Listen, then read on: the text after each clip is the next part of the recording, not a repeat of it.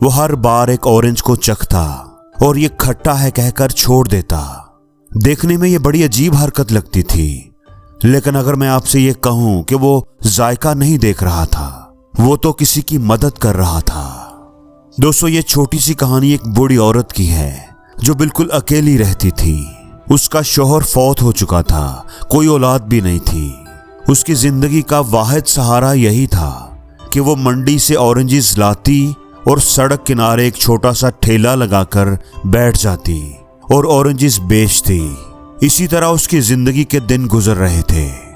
तकरीबन हर रोज शाम के वक्त एक नौजवान दफ्तर से वापसी पर उसके पास रुकता।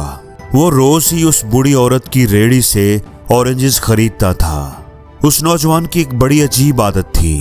वो क्या करता था, वो रेहड़ी से एक ऑरेंज उठाता, उसे छीलकर उसमें से एक फांक निकालता, उसे चखता और कहता ये तो मीठा नहीं है, खट्टा है, और वहीं पर रख देता। फिर एक और उठाता, उसे भी चखता और कहता कि हाँ ये मीठा है, इसी तरह के ऑरेंजेस मुझे निकाल दो। हर रोज उसका यही मामूल था। ऑरेंजेस खरीदते वक्त वो 2-3 ऑरेंजेस जरूर जाया कर देता था। बूढ़ी औरत बेचारी बड़ी साबर थी। वो खामोशी से जो ऑरेंज वो कहता था उसे दे देती थी। उसने इस बात पर कभी एतराज नहीं किया था। ठीक है, चखना चाहता है तो चख ले। एक दिन उसको ऑफिस से छुट्टी थी तो उसकी बेगम भी उसके साथ थी। वो बूढ़ी औरत के पास ऑरेंजेस लेने के लिए रुका तो उसने अपने मामूल के मुताबिक वही काम किया। एक ऑरेंज लिया, उसको छीलकर चखा और बोला कि ये तो मीठा नहीं है। फिर दूसरा ऑरेंज चखा और बोला हाँ ये मीठा है, इसी तरह के 2 दर्जन दे दो।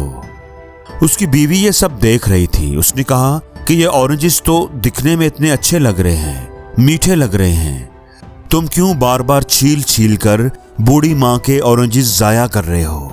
उस आदमी ने बीवी की तरफ देखा और खामोश रहा। जब वो ऑरेंजेस लेकर वहां से निकल पड़े तो आदमी बोला मुझे भी मालूम है कि ऑरेंजेस मीठे ही होते हैं, उनकी शक्ल देखकर ही पता चल रहा होता है कि ये मीठे हैं। लेकिन वो बूढ़ी अम्मा सुबह से वहां पर बैठी होती है। वो खुद ऑरेंजेस नहीं खाती क्योंकि उसको ये होता है कि मैं इन ऑरेंजेस को बेचकर कुछ पैसे कमा लूं, जिनसे अपनी जरूरियात को पूरा कर लूं। खुद अगर खाना शुरू कर दूंगी तो बेचूंगी क्या, पैसे कहां से कमाऊंगी।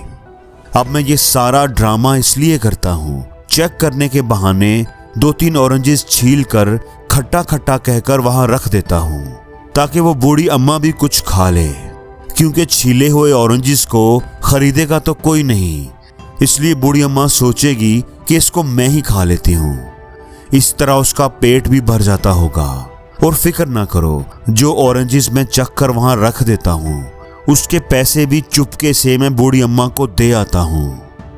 बीवी ये सुनकर मुस्कुराई, बड़ा खुश हुई कि मैं बड़ी खुशकिस्मत हूँ कि आप जैसा अच्छे दिल वाला जिंदगी का साथी मुझे मिला है। अब जहां वो बूढ़ी अम्मा अपनी रेहड़ी लगाती थी, उनके पास ही एक औरत की सब्जी की रेहड़ी थी। एक दिन वो सब्जी वाली औरत बूढ़ी माँ को बोलती है कि ये आदमी तो आपको लूट कर चला जाता है, चखने चखने के बहाने आपको बातों में लगाकर आपकी ऑरेंजेस खराब कर जाता है, आपका नुकसान कर देता है और आपको कुछ पता भी नहीं है। बूढ़ी अम्मा मुस्कुराई और बोली तुम क्या समझती हो कि मुझे कुछ पता नहीं है, मुझे सब पता है कि वो ऐसा मुझे ऑरेंजेस खिलाने के लिए करता है और वो पैसे भी मुझे ज्यादा दे जाता है। उसका प्यार है मेरे लिए, मैं सब समझती हूँ और मैं भी प्यार का जवाब प्यार से देती हूँ। मैं भी अनजान बनकर उसकी नजर बचाकर उसके थैले में चुपके से कुछ इजाफी ऑरेंजेस डाल देती हूँ। मैंने इतने पैसों का क्या करना है, मैं अकेली जान हूँ, मेरा अच्छा भला गुजारा हो जाता है। वो अपना प्यार दिखाता है, मेरी फिक्र करता है, तो क्या मैं प्यार नहीं दिखाऊंगी। मैं तो उसकी माँ जैसी हूँ, मुझे तो उसकी ज्यादा फिक्र है। दोस्तों, ये बहुत छोटी सी कहानी है जो हमें सिखाती है कि छीन कर खाने वालों का पेट कभी नहीं भरा और बांट कर खाने वाले कभी भूखे नहीं रहे।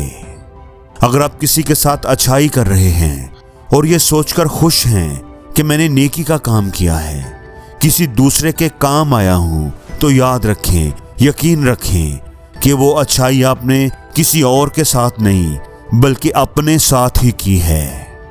वो अच्छाई एक ना एक दिन लौटकर आपके पास जरूर वापस आएगी। और जिंदगी में हर रोज कुछ नया सीखो, नया सोचो, नया करो, लर्न करो।